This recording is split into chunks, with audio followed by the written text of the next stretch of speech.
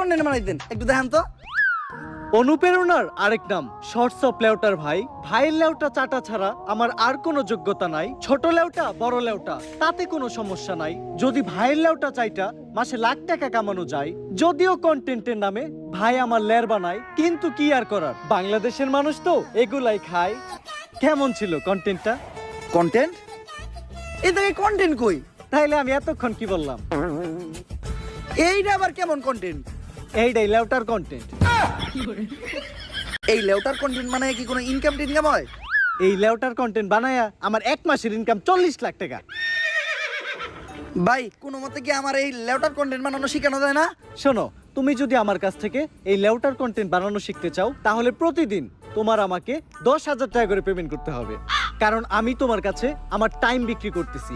It's call value of time. আসলে আমি একজন এজেন্ট, তো দিনের বেলা ব্যস্ত